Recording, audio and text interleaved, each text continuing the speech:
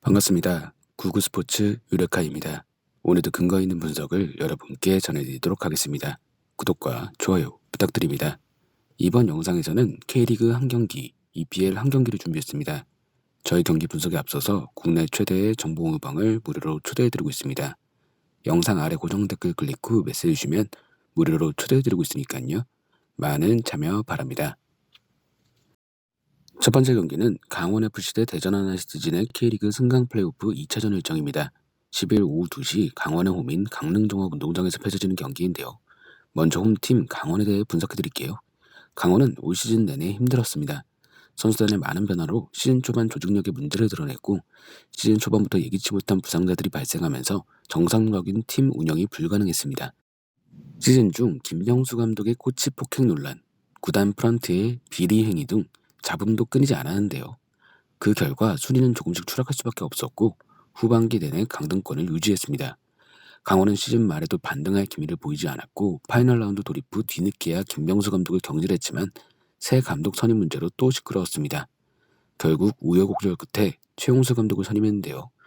하지만 부임 후 첫 경기에서 FC서울과 0대0으로 비기면서 플레이오프 행이 확정됐고 최종전에서 성남FC를 상대로 첫 승을 거두긴 했지만 결과는 큰 의미가 없었습니다. 4일 만에 치러진 대전과 플레이오프 1차전에서 0대1로 예상치 못한 패배를 당하기도 했는데요. 강원이 수비적인 전술로 나온 게 패인이었습니다.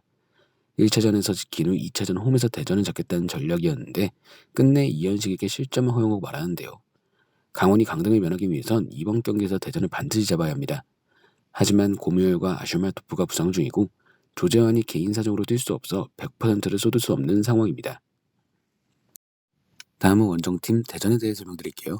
지난해 기업구단으로 전환한 대전은 첫 시즌 우여곡절 끝에 승격에 실패했습니다.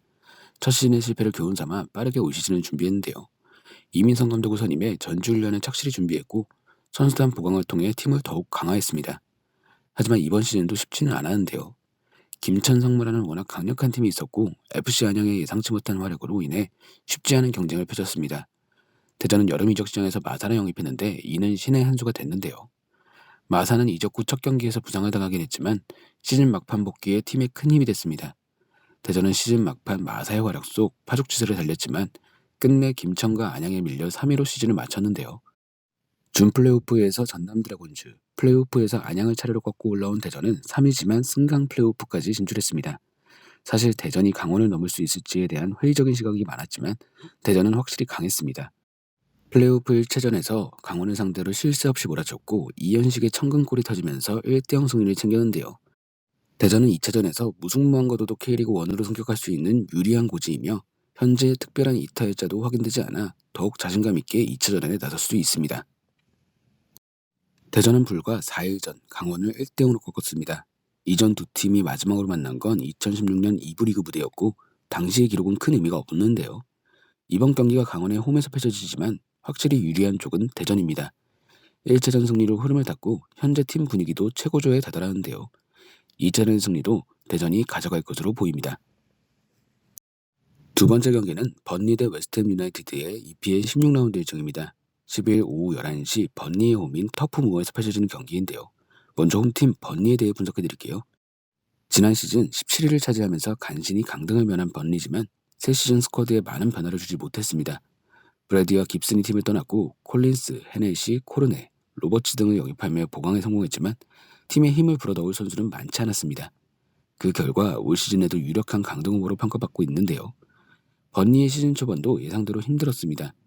개막전에서 브라이튼 앤 호브 알비온에 1대2로 패했고 시즌 초반 리그 9경기 연속 승리를 거두지 못했는데요. 승격팀 브랜트포드를 상대로 10경기 만에 첫 승을 신고하긴 했지만 이후에도 반등에 실패했습니다. 3경기 연속 무승부 후 뉴캐슬 유나이티드 원정에서 0대1로 패했는데요.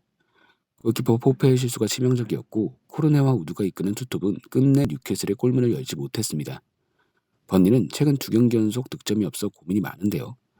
현재 5골로 팀 내 최다 득점을 기록 중인 코르네가 부상으로 이탈한 상황이며 반스와 스테펜스도 부상자 명단에 올라가 있습니다.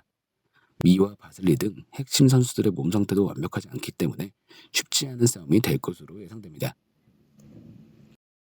다음은 원정팀 웨스트햄에 대해 설명드릴게요.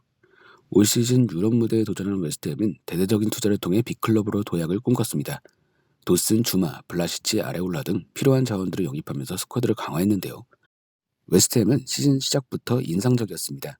뉴캐슬 유나이티드와 레스터시티를 상대로 4골씩을 터뜨렸는데요.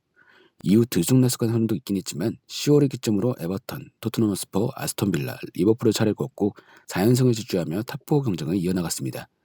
지난 주말에도 첼시 홈 경기에서 3대2로 짜릿한 역전승을 거두면서 경쟁력을 증명했는데요. 모예스 감독의 지도력과 선수들의 조화가 완벽에 가까워지고 있는 모습입니다. 조금 더 일정한 경기력을 유지한다면 다음 시즌은 챔피언스리그 진출의 기회도 잡을 수 있을 것으로 보입니다.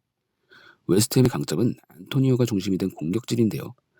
특히 이선에 위치한 란치니아 보엔의 최근 컨디션이 확실히 올라와 있습니다.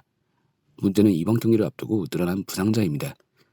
3백의 중심에 있는 주마가 햄스트링 부상으로 쓰러졌고 오그본나, 프레드릭, 존슨 모두 부상자 명단에 이름이 올라가 있습니다.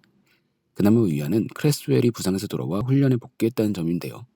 주중 유로파리그 일정에서 어린 선수들을 대거 투입해 힘을 아낀 만큼 이번 번리전에 필승을 다짐하고 있습니다. 번리는 18위, 웨스트햄은 4위를 기록 중일 정도로 양 팀의 격차는 올 시즌 더욱 벌어졌습니다. 최근 흐름과 경기력에 있어서도 웨스트햄이 당연히 앞서 있는데요. 웨스트햄의 핸디슨까지 노릴 수 있는 차이지만 조심할 필요가 있습니다. 번리가 홈에서 쉽게 무너지지 않는다는 사실 때문인데요.